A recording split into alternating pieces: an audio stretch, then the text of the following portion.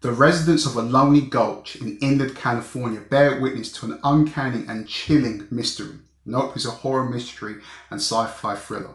Nope is written and directed by Jordan Peele, starring Daniel Kaluuya as O.J. Haywood, Keke Palmer as Emerald Haywood, with Brandon Perea as Angel Torres, with Michael Wincott as Antlers Hoist and Stephen Ewan as Ricky Duke Park, completing the top billed cast. And ladies and gentlemen, if you're new to this channel, please make sure that you subscribe and turn on your bell notifications. And yeah, as you saw with my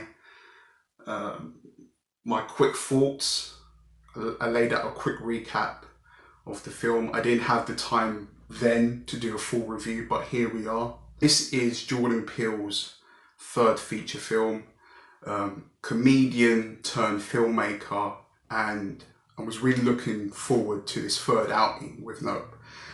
And the very first thing that pops to mind with this creation that he's given us is the opening of this film. It's so ominous and eerie and atmospheric, and I think a part of that is the sound design and the soundtrack that is in the film. You know, the first two scenes of this film just completely reels you in. I would say that with Nope, Peele does this great thing of experimenting with what are our tropes and our cliches as to what we think is an alien or UFO, right?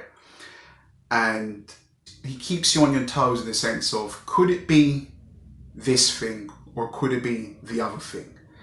And there's even an element to it where you think for a period of time that it's playing into one of the main characters' psychosis as to what is going on with him. But fundamentally at a certain point, when it gets to that end of that first act, going into a little bit of the second, Jordan Peele just completely pulls the plug on you. You're not ready for it. And when that happens, you're getting this great genre-bending film of survival horror meets sci-fi.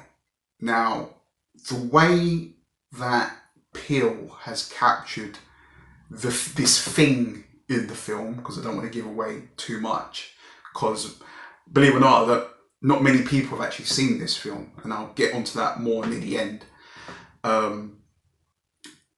The way that he captured it on film was just so horrifying, and it really does feel like if you were to have a nightmare about a UFO, this is what the film would be.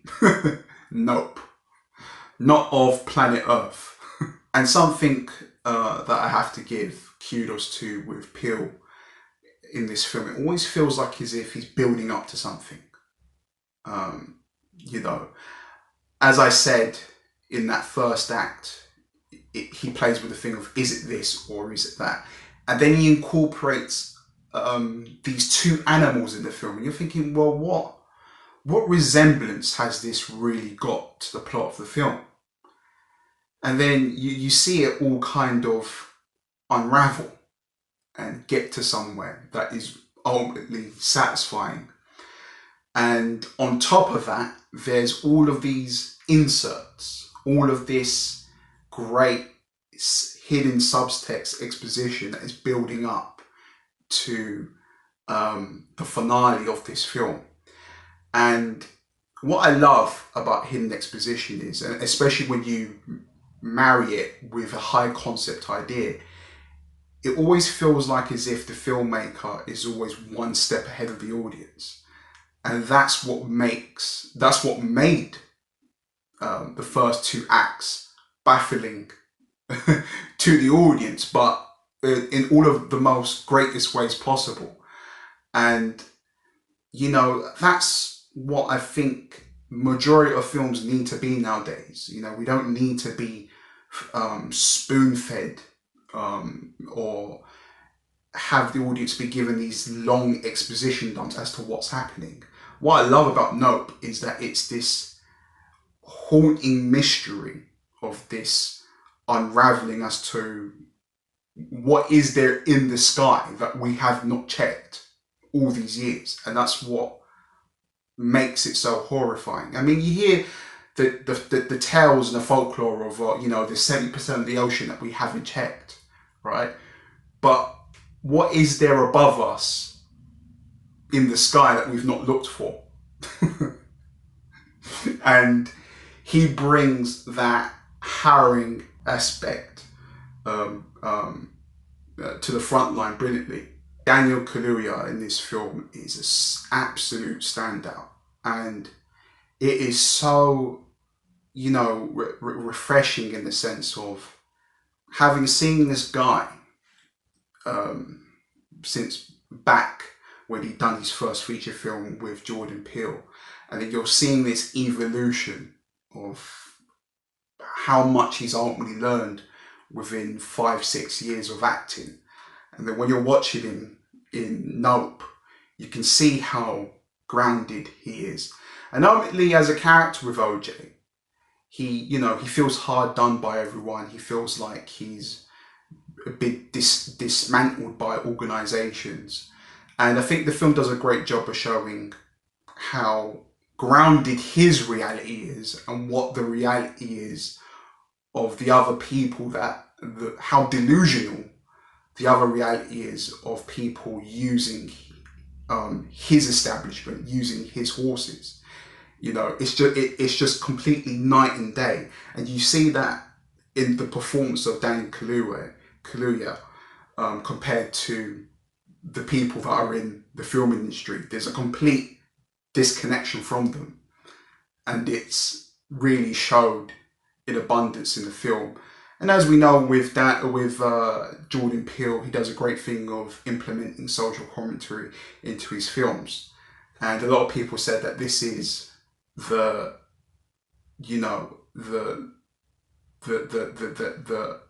presence of the film industry using people for what they want and then discarding them when they're done with them,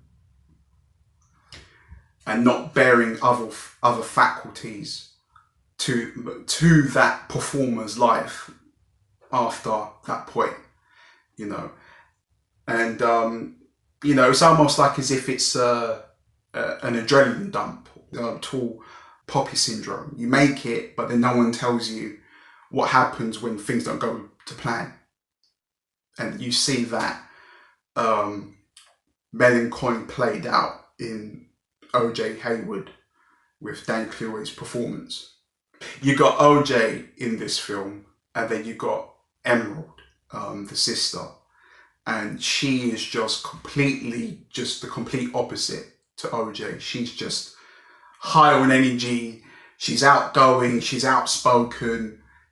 She commands the room, and she's like fearless, and she. She really reminds me of some of my family members. It was actually just so uncanny. She actually reminded me of one of my cousins, and I'm like, it was actually it was nice to see that type of character on screen because it was relatable to me in a sense. And I got to say, Keke Palmer done a great job, and how things and play out, and where she goes with her character arc is really fun to enjoy and watch and play out on screen.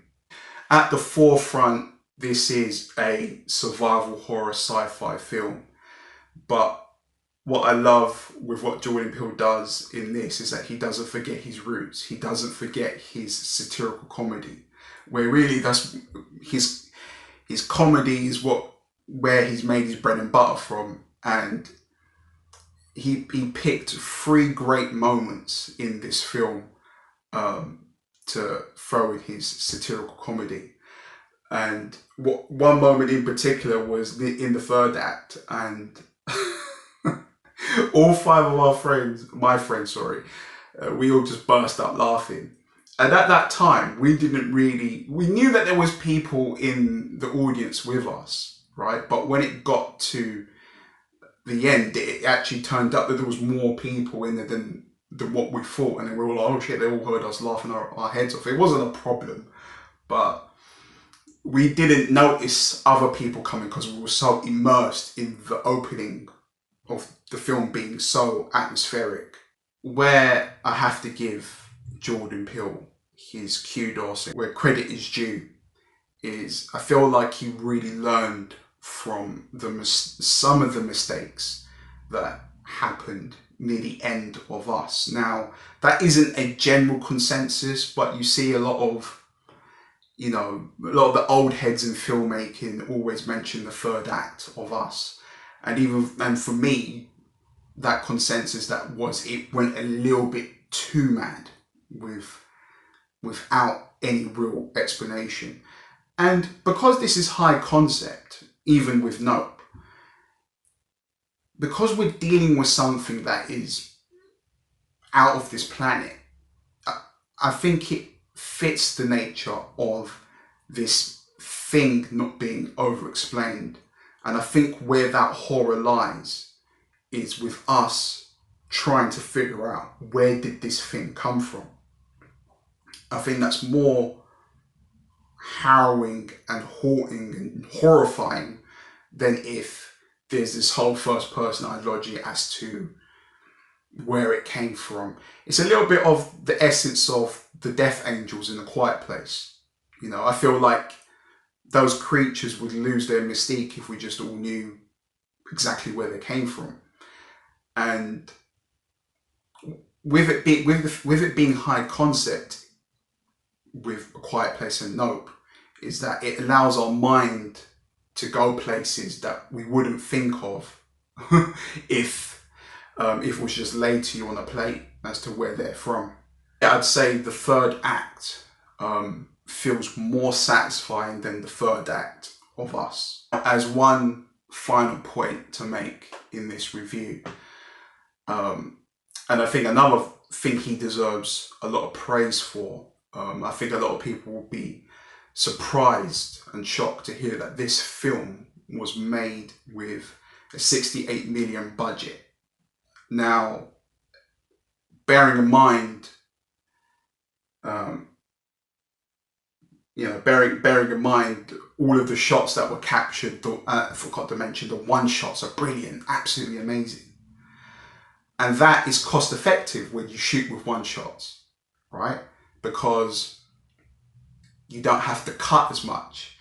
And when you do one shots, it allows the actors to really immerse themselves with the material and what is happening in the story. And one moment in particular in the second act, when OJ goes to the ranch where Jupe is, where Stephen Ewan's character is, and you're looking up and you're trying to figure out where the hell is this thing. And the way that was directed, I mean, come on, absolutely brilliant. But circling back to the budget, I didn't not want to make that point and then upload a video knowing I missed a crucial point about the one shots in the film. But anyway, the budget in this film was 68 million, which is shocking. I mean, you think it was 100 million plus, especially if you've seen the film, you would agree with that consensus. Now, with a budget of 68 million, this film so far has only made $133 million at the box office. Now, the problem is, for this film to break even, it needs to make 160 million at the box office worldwide to break even. To make sure, all of the accessories for the producers, the distribution is paid and this and that. Now, the reason why I mention this is because this is a good film.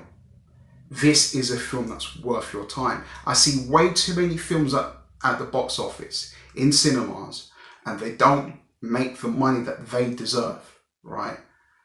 The cast, the crew, they all put the work in, I like to think that what you put in is what you get out. And Nope is something that we need to put on the mantelpiece, something that we need to look up to. We need more high concept films like this because it plays with creativity And that is something that I feel like in this space of film is something that we're seriously lacking at the moment.